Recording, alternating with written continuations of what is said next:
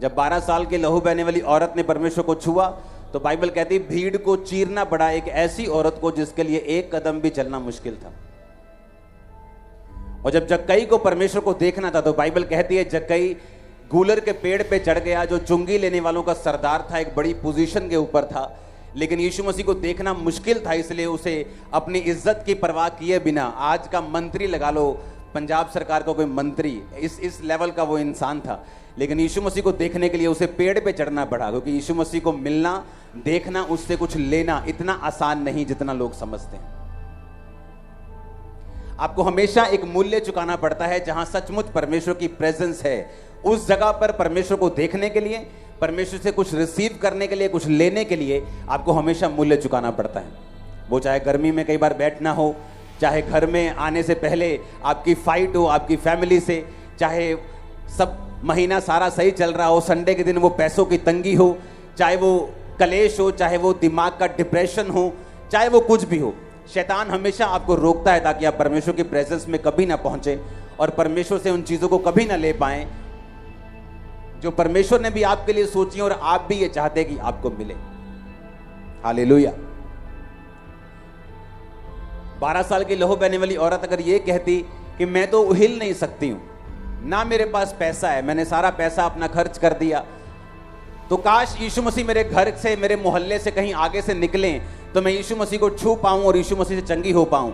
लेकिन बाइबल कहती है उसने एक भी बहाना ना बनाकर यीशु मसीह को अपने घर से निकलकर अपने जान की परवाह नहीं की, क्योंकि वो अशुद्ध औरत थी, उसे लहू बहने का रोग था। और पुराने नियम के मुताबिक जिस औरत को लहू बहने का रोग होता था वो आम इंसानों में आकर आम बंदों को टच नहीं कर सकती थी, अगर वो छूती थी तो उसे मार दिया जाता था, ये व्यवस्था कहती थी।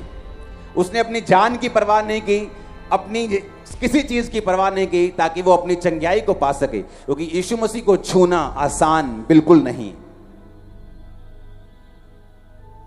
हालेलुया। मैंने ऐसे लोग देखे हैं क्रिश्चियन, ये 5 लोग हैं क्रिश्चियन, 5 को सेम प्रॉब्लम है, लेकिन एक मैंने उसमें से ऐसा देखा है जिसने अपनी प्रॉब्लम के सामने घुटने नहीं टेके, उसने परमेश्वर के सामने घुटने टेके और प्रेयर की कि परमेश्वर मैं जानता हूं, मैं ये जानती हूं कि ये दूसरों की लाइफ के लिए एक मुश्किल है, ये एक ऐसा ट्रबल है जो बिना ऑपरेशन के खत्म नहीं हो सकता, ये एक ऐसी बीमारी है जो दवाई से खत्म नहीं हो सकती, लेकिन मैं चाहती हूं कि तू मेरी लाइफ में ये काम करे। और परमेश्वर ने काम किया। वो काम एक की लाइफ में किया जिसने दुहाई दी, जो रो रो के चिल्लाई प्रभु के सामने, जिसने अपने पास्ट को, जो अच्छा पास्ट था, पिछला बीता हुआ कल, उसने चर्च मिस नहीं की, प्रेयर मिस नहीं की, रोजे मिस नहीं किए, रिकॉर्ड अच्छा रखा और परमेश्वर ने, मैंने देखा, उसे छुआ और आजाद किया। और वो 4 भी क्रिश्चियन हैं, वो भी चाहते हैं परमेश्वर मुझे चंगा करे, लेकिन अभी भी उस फाइट, उस बीमारी से वो लड़ रहे हैं, क्योंकि आपके चाहने ना चाहने से कुछ नहीं होता। आप अपने चाहने के मुताबिक क्या स्टेप्स लेते हो, क्या कदम उठाते हो, क्या विश्वास के कदम आप लेते हो, यह निर्धारित करता है कि आप हील होंगे, चंगे होंगे या नहीं होंगे। हालेलुया। अपने पड़ोसी को बोलो ध्यान से सुन, फिर से बोलो अपने पड़ोसी को बोलो ध्यान से सुन। आमीन।